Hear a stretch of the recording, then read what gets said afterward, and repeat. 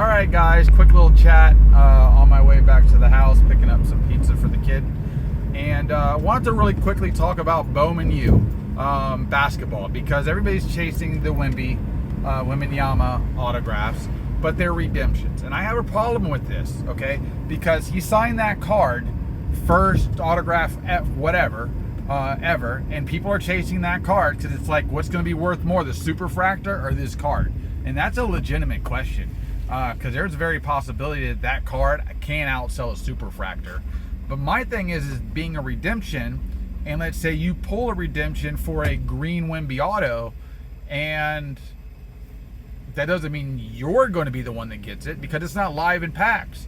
So at any given point, they can just not send it out for a while and just keep waiting for people to pull and waiting for people to pull. They're controlling their own market, which we don't want to have, because the whole point is that opportunity of chance that anybody can get something. And that's the whole loaded box situation. Now, a loaded box can just mean, hey, it's going to have extra hits in it than normal. But we've seen where it feels like they send stuff to specific breakers or people for a bigger publicity. And the only thing they're doing is they're slowly showing that they're just basically giving it to these people here and there. And if you're not involved with these people, then there's no chance for you to really hit this super rare card or this super awesome card for that matter. But I don't like the idea that they can hold that. That type of card should be live. And at the end of the day, they can still put it in a pack, put it in a box, put it in a case, and then hold that case off to the side and say, hey, let's get 2 waves of this out there, and then we're just going to send this out. But what happens at the end of the day if somebody's buddy pulls a green and they're like, send it in when we see your name come across, we'll make sure we send you the card. There's just too many things from the human perspective of greed that can happen that is now making it too realistic that it's happening.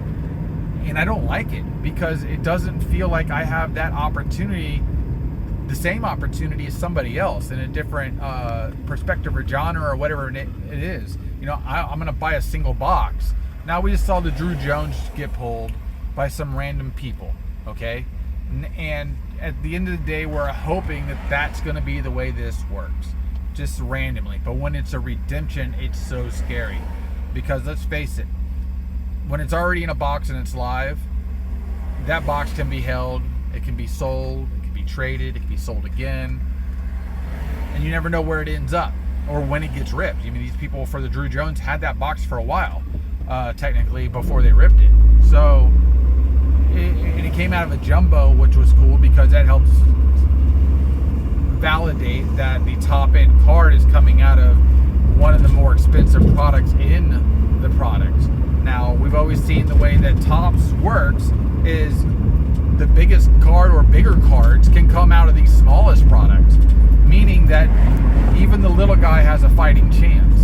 And we all like that, because at the end of the day, you want to be that guy that's spent that $1 casino spin and won 100K. You know, not the guy that's only dropping 20s on a spin. That's my opinion. Let me know what you think. Quick video, guy, just getting it out there.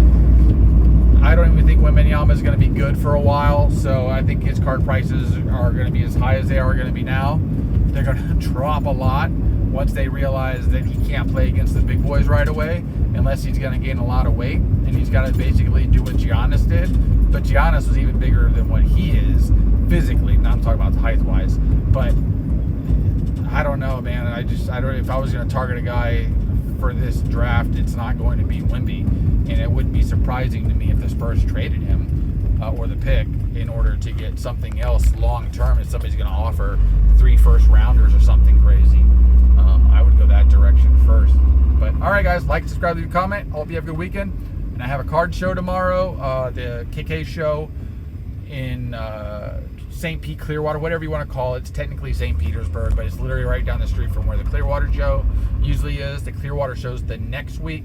There's a whole bunch of YouTubers going to that, so that should be interesting, because there's a few guys there I've never met that will be in town, and it should be fun, because they're a little bit of a wild, rally group. But all right, guys, take care.